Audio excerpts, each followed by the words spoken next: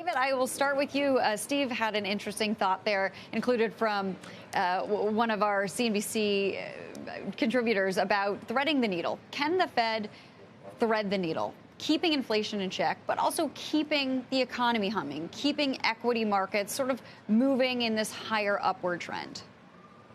So I think that the real question here is can the Fed keep inflation in check without unnecessarily disrupting the equity market? And, I actually have a slightly different take on things. I think that the decision to accelerate the taper, which we very much expect this afternoon, makes complete sense. You look at the equity market, it is beginning to come across as a little bit frothy, and the Fed wants to avoid allowing asset bubbles to build unnecessarily. But if we fast forward to next year and we think about what's going to be happening in the economy in March and April, economic growth is going to be actively slowing. We think inflation is going to be coming off the boil. I think the Fed's decision to accelerate the taper is really just an effort at having some optionality to hike rates sooner next year than what a lot of people are currently thinking, or the Fed had been thinking. We see one rate hike coming in 2022, and frankly, we think that comes closer to the end of the year rather than the middle of the year, which is obviously what the market is pricing in.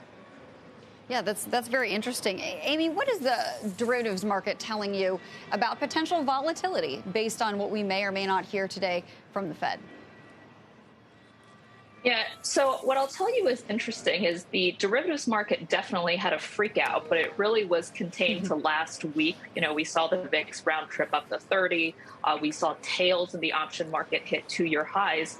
But here's what's interesting. That's all come in right ahead of the Fed decision. So, looking forward, the options market is not expecting this to be a serious downside event. It's not expecting it to be great either. We're kind of evenly matched at about the 63rd percentile in terms of where downside costs, but it by no means thinks this is something that is definitely going to be a negative catalyst for the market.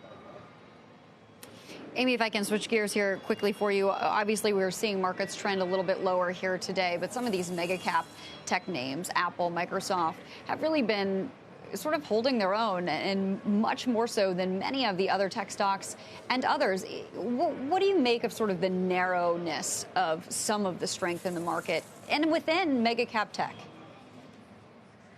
Yeah, we often talk about how the meat is made, right? So how the meat is made in NASDAQ is really just a couple of these mega cap tech names.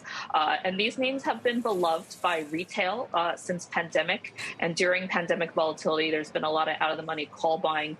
What we've actually seen isn't necessarily that people are going negative in derivatives on these names. It's actually just the absence of upside. But, that's equally important. What we're actually seeing most institutional investors do is say names like Apple or other mega cap names. These are good names to sell calls on to essentially cap upside and say we're kind of hitting levels where, we don't think that further upside is likely. Hey, David, I apologize. I want to circle back on your point about your rate hike forecast for next year. Some of those who have, say, a more hawkish forecast argue that the Fed is going to want to take out some kind of insurance to make sure that inflation doesn't get out of control proactively. You think that kind of a thesis is misguided? So I'm not sure that it's misguided, and it reminds me quite a bit of the conversations we had during the prior cycle where, a lot of people were believing the Fed needed to hike so that they had dry powder, they had room to cut rates when the economy needed a little bit of a boost. And so I think that there is an element to all of this of the Fed wants to get going while they feel like they have the option.